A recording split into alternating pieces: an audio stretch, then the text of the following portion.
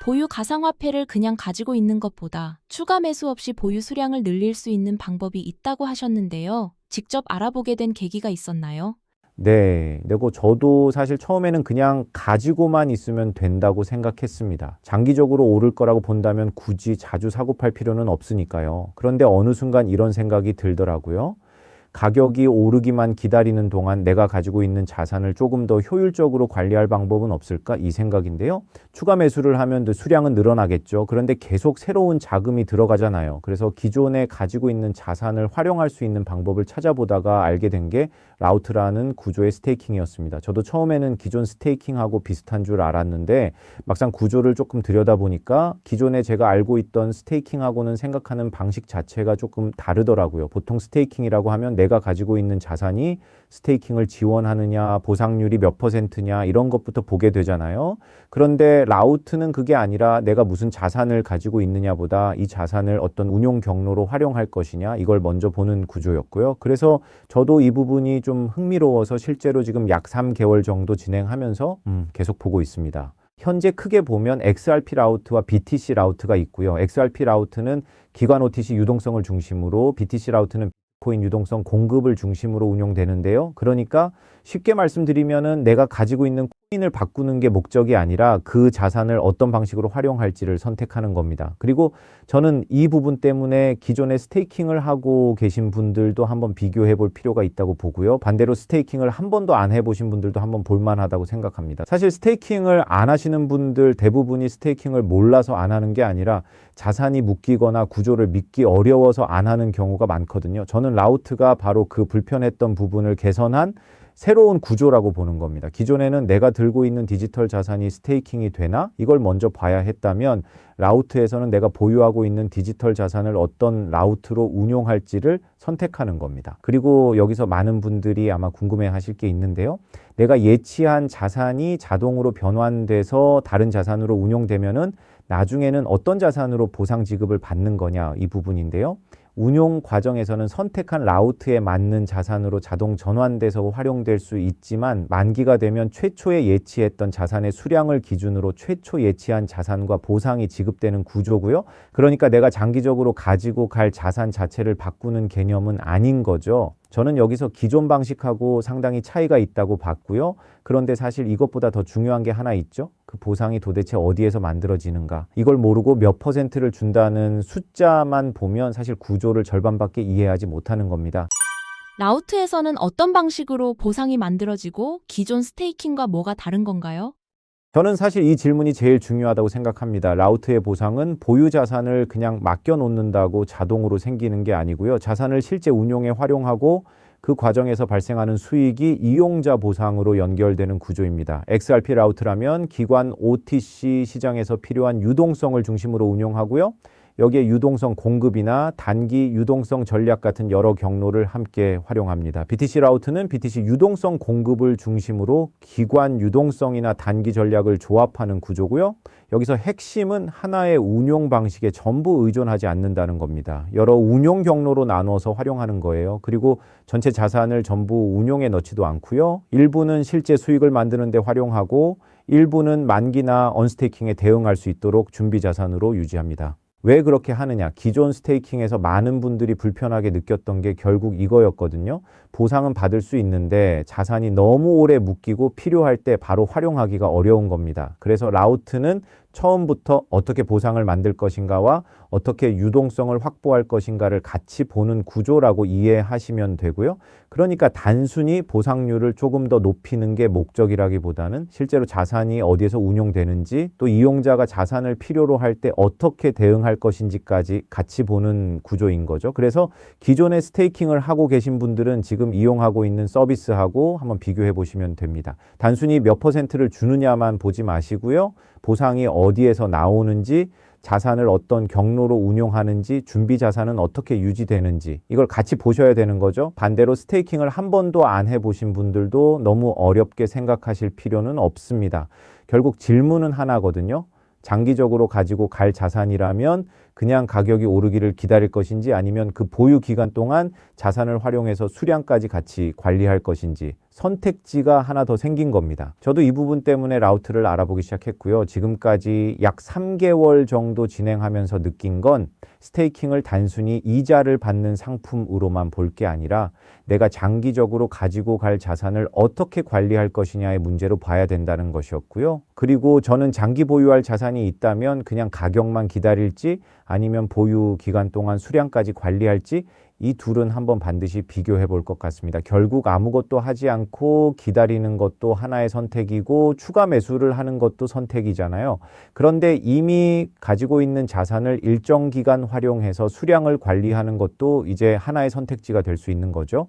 실제 XRP 라우트와 BTC 라우트가 어떻게 나뉘어 있고 보상이 어떤 운용 경로에서 만들어지는지 궁금하신 분들은 영상 설명란하고 고정 댓글에 공식 페이지 링크를 남겨두겠습니다. 바로 이용부터 결정하실 필요는 없고요. 기존에 스테이킹을 하고 계신 분들은 지금 이용하는 방식하고 한번 비교해 보시고 스테이킹을 해본 적이 없는 분들은 내가 지금 가지고 있는 자산을 그냥 보유만 하는 것과 어떤 차이가 있는지 먼저 확인해 보시면 됩니다. 저는 결국 라우트를 이렇게 보고 있습니다. 추가 매수를 해서 수량을 늘리는 방법만 있는 게 아니라 이미 가지고 있는 자산을 어떻게 활용하느냐에 따라서 수량을 관리하는 방법도 있다. 결국에는 가격이 오르기를 기다리는 것하고 그 기다리는 시간 동안 내 자산을 활용하는 건 전혀 다른 문제거든요. 라우트는 그 선택지를 하나 더 만들어주는 구조라고 생각합니다.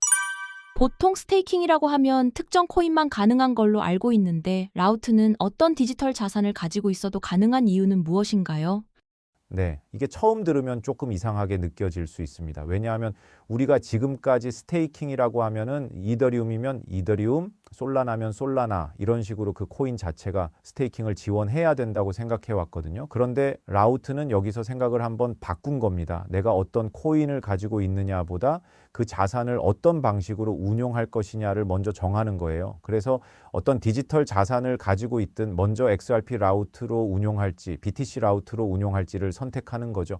XRP 라우트는 기관이나 OTC 시장에서 필요한 유동성을 중심으로 운용하고요. BTC 라우트는 비트코인 시장의 유동성 공급을 중심으로 운용합니다. 그러니까 쉽게 말씀드리면 스테이킹이 가능한 코인을 찾는 게 아니라 내가 가진 자산을 활용할 수 있는 운용 경로를 선택하는 겁니다. 저도 처음에는 이 부분이 제일 궁금했어요. 아니, 내가 다른 코인을 가지고 있는데 어떻게 XRP 라우트나 BTC 라우트에서 운용을 한다는 거지? 이 생각인데요. 라우트를 선택하게 되면 예치한 자산은 그 시점의 시세를 기준으로 선택한 라우트의 운용에 필요한 자산으로 자동 전환되고요. 그 다음부터 실제 운용은 그 라우트 안에서 이루어집니다. 이용자가 직접 거래소에 가서 코인을 바꾸고 또 다른 곳으로 옮기고 운용처를 따로 찾아가는 방식이 아니라는 거죠. 내가 할 일은 어떤 라우트로 운용할지를 결정하는 거고 그 다음 과정은 구조 안에서 연결되는 겁니다. 저는 이 부분이 꽤 큰 차이라고 봅니다. 왜냐하면 기존 스테이킹에서는 항상 내가 가지고 있는 코인이 지원되나 이걸 먼저 봐야 했잖아요. 라우트에서는 그 질문이 내가 가진 자산을 어떤 방식으로 활용할까 이렇게 바뀌는 거죠. 그런데 여기서 대부분 한 번 더 궁금해집니다. 그러면 내 자산이 다른 코인으로 바뀌어서 운용되는데 나중에는 도대체 뭘 받는 거냐? 이 부분인데요. 운용 과정에서는 선택한 라우트에 맞게 자산이 전환돼서 활용될 수 있는데 만기가 됐을 때는 최초에 예치했던 자산의 수량을 기준으로 원금과 보상이 지급됩니다. 그러니까 예를 들어 내가 A라는 디지털 자산을 넣었다고 해보죠. 중간 운용은 XRP 라우트에서 이루어질 수 있습니다. 그런데 만기에 갑자기 XRP를 받는 게 아니고요. 내가 처음 넣었던 A라는 자산을 기준으로 원금하고 보상을 받는 구조라는 겁니다. 이게 가능한 이유는 중간 운용하고 최종 정산을 따로 보기 때문이고요. 저는 이걸 보면서 그래서 특정 코인에 한정되지 않는 구조구나 이렇게 이해했습니다. 그리고 사실 여기까지 보면 스테이킹을 지금 하고 계신 분들도 한번 생각해 볼 필요가 있어요. 지금 이용하고 있는 스테이킹이 내 코인 자체의 스테이킹인지 아니면 자산을 실제 다른 방식으로 운용해서 보상을 만드는 구조인지 이걸 한번 구분해 볼 필요가 있거든요. 반대로 스테이킹을 한 번도 안 해본 분들도 마찬가지입니다. 내 코인은 스테이킹이 안 되니까 나는 상관없다. 예전에는 그렇게 생각할 수 있었는데 라우트는 그 부분 자체를 다르게 보는 구조인 거죠. 그래서 저는 스테이킹 경험이 있든 없든 장기적으로 가지고 갈 디지털 자산이 있다면 한 번쯤 비교해 볼 만하다고 봅니다. 그리고 실제 내가 가지고 있는 자산으로 어떤 라우트를 선택할 수 있는지 궁금하신 분들은 영상 설명란하고 고정 댓글에 공식 페이지 링크를 남겨두겠습니다. 바로 뭘 결정하실 필요는 없고요. 일단 들어가서 내가 가진 자산이 어떤 방식으로 라우트에 연결되는지부터 한번 보시면 이해가 훨씬 빠를 겁니다. 그런데 사실 여기서 하나가 더 중요합니다. 자산을 이렇게 자동으로 전환해서 여러 운용 경로에 넣는다고 하면 오히려 내 자산이 더 오래 묶이는 거 아니야? 뭐 이런 생각이 들 수 있잖아요. 그 라우트는 이 부분도 기존 방식하고 조금 다르게 접근합니다. 말씀하신 것처럼 여러 경로로 자산을 운용하면 오히려 더 복잡하게 묶일 것 같은데요. 필요할 때 자산을 돌려받는 문제는 어떻게 해결하는 건가요?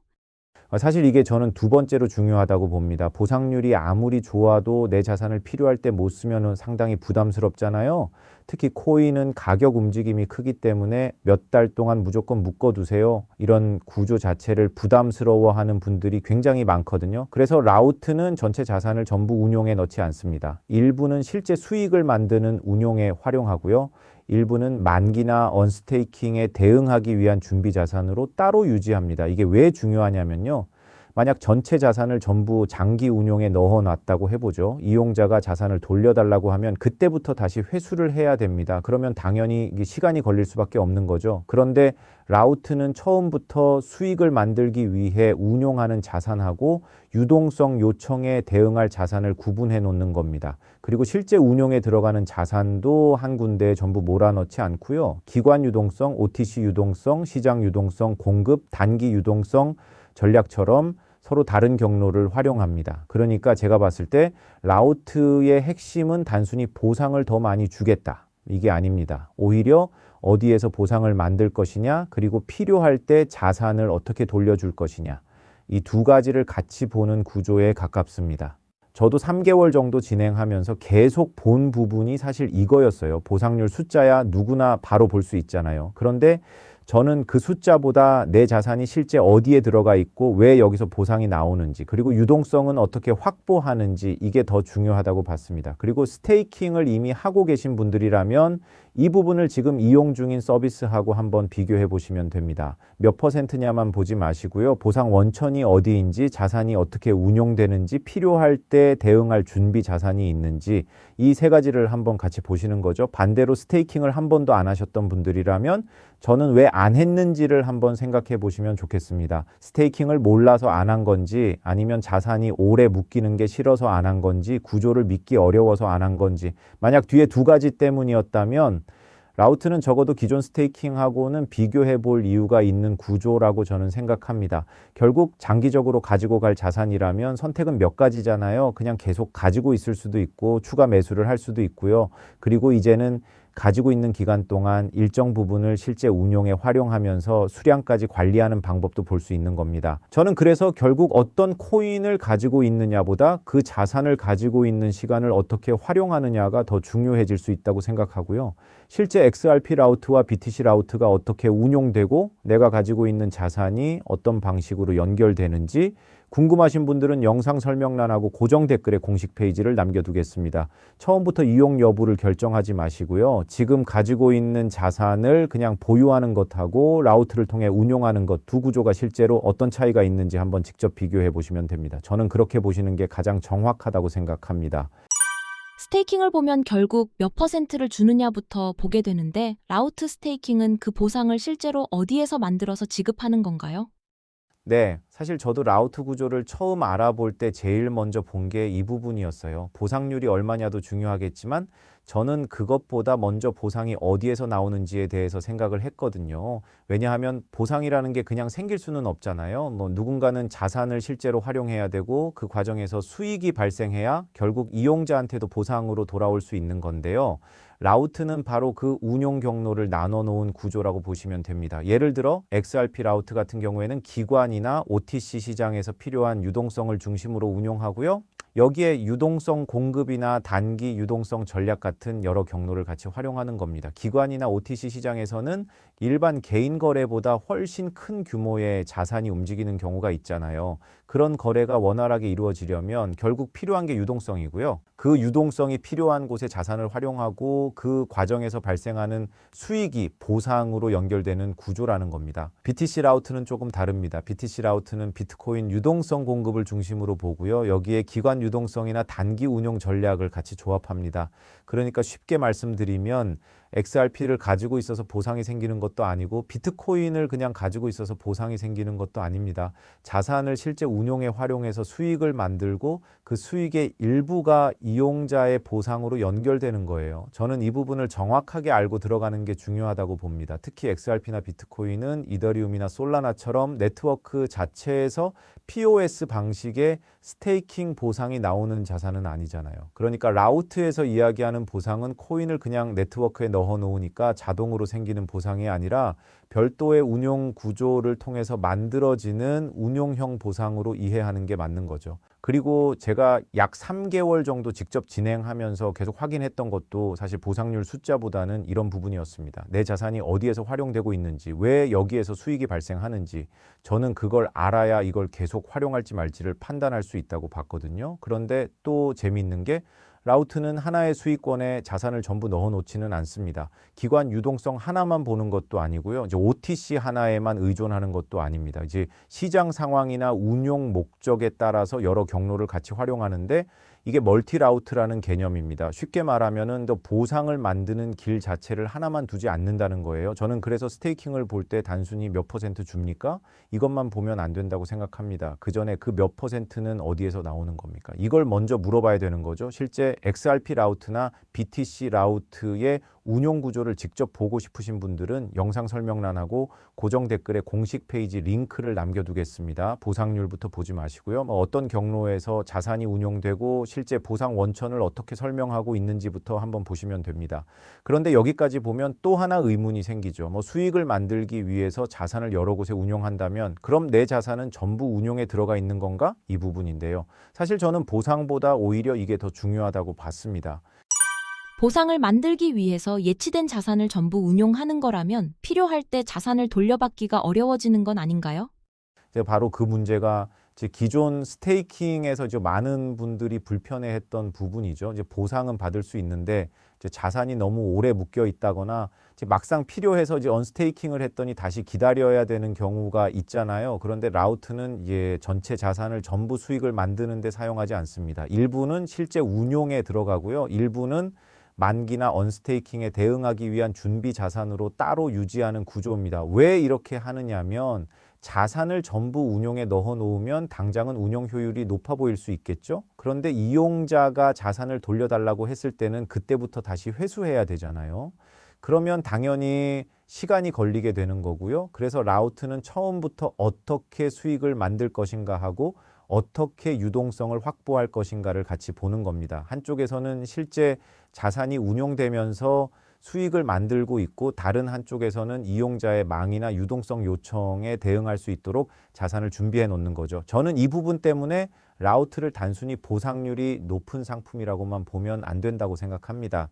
보상률은 결국 결과잖아요. 그 결과가 나오기까지 어디에서 자산을 운용했고 어떤 경로에서 수익이 발생했고 또 얼마만큼의 자산을 유동성 대응을 위해 남겨놨느냐. 이 구조를 같이 보는 게 더 중요하다는 겁니다.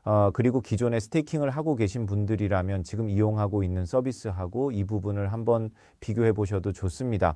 보상률이 0. 몇 % 높다, 낮다만 비교할 게 아니라요. 보상 원천이 공개되어 있는지, 자산은 어떤 방식으로 운용되는지, 필요할 때 대응할 준비 자산은 어떻게 구성되어 있는지 이걸 같이 보는 거죠. 반대로 스테이킹을 한 번도 안 하셨던 분들도 저는 이 부분을 한번 생각해 보셨으면 좋겠습니다. 사실 스테이킹을 안 하는 이유가 보상이 싫어서 안 하는 건 아니잖아요. 내 자산이 어디로 가는지 모르겠다. 오래 묶이는 거 아니야?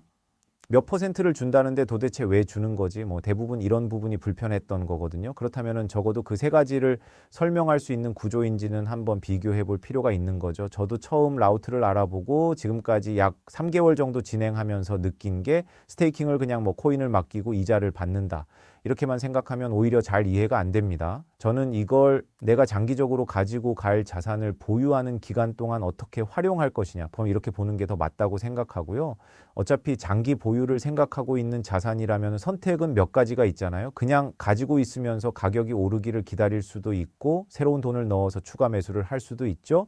그런데 이제는 이미 가지고 있는 자산을 일정 기간 활용하면서 보상으로 수량을 관리하는 방법도 하나의 선택지가 될 수 있는 겁니다. 그래서 저라면 이제 장기적으로 가지고 갈 자산이 있다면 그냥 보유하는 것하고 기존에 이용하고 있는 스테이킹하고 라우트처럼 실제 운용 경로를 나눠 놓은 구조하고 이 정도는 한번 비교해 볼 것 같아요. 그리고 직접 비교해 보고 싶으신 분들은 영상 설명란하고 고정 댓글에 공식 페이지 링크를 남겨두겠습니다.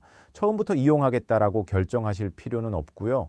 들어가셔서 먼저 내 자산은 어디에서 운용되는가, 그 운용에서 왜 보상이 발생하는가, 그리고 유동성은 어떻게 관리하고 있는가, 이 세 가지만 한번 확인해 보시면 됩니다. 저는 결국 스테이킹에서 가장 먼저 물어봐야 되는 질문이 얼마나 줍니까가 아니라 왜 줄 수 있습니까? 이거라고 생각하고요. 그 구조를 이해한 다음에 내 자산을 활용할지 말지를 판단하는 게 순서라고 봅니다.